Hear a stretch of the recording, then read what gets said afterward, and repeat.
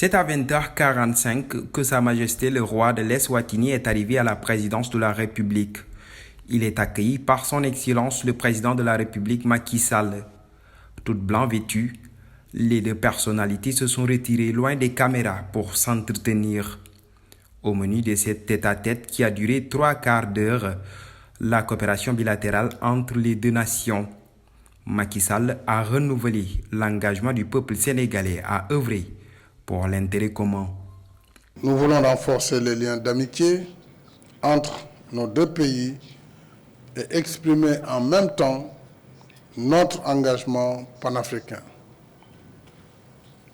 En dépit de l'immensité et de la diversité du continent africain, nous avons la claire conscience de l'idéal d'unité qui doit nous rassembler pour rester fidèles à la vision des pères fondateurs de l'Organisation de l'Unité africaine.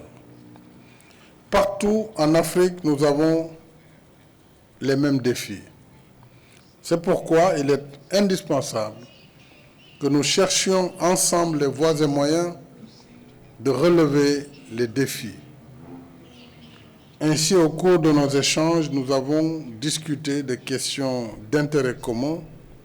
Au plan bilatéral, nous souhaitons que nos deux gouvernements travaillent ensemble pour identifier de façon pragmatique des possibilités de coopération entre les deux pays, notamment dans des domaines comme l'agriculture, l'élevage, la production animale, le tourisme, l'environnement, à travers la gestion des parcs naturels, l'éducation et la santé, entre autres.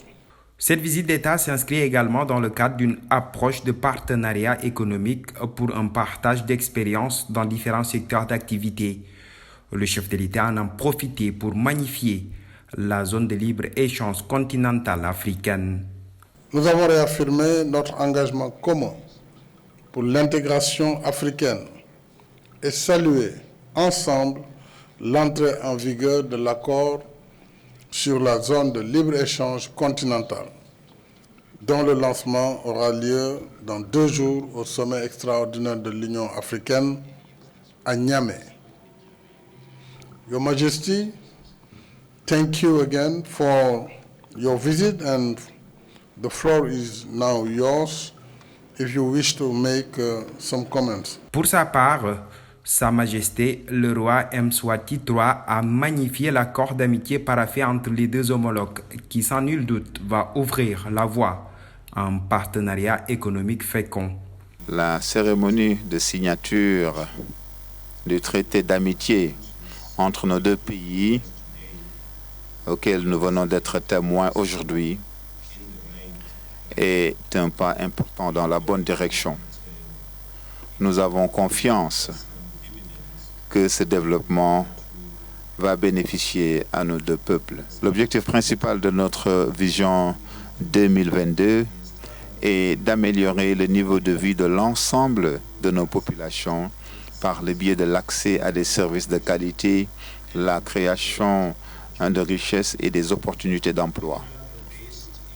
Avec une économie essentiellement agricole, notre pays présente également d'importantes opportunités dans les secteurs des mines, du tourisme et des TIC, pour n'en citer que quelques-uns.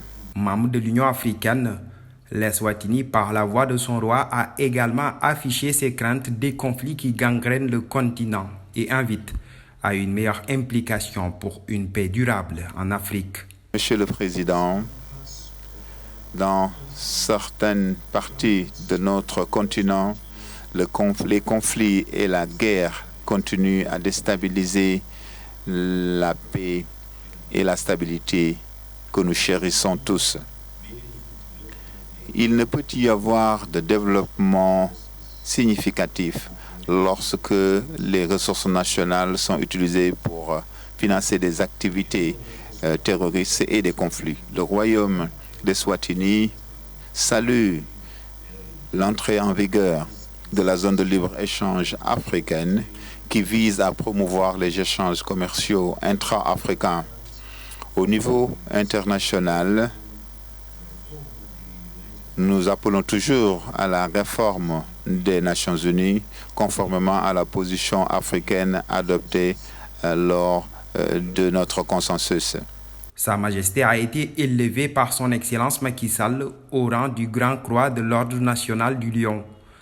Une distinction qui, confie-t-il, va davantage l'encourager dans sa mission de servir son peuple et le continent africain.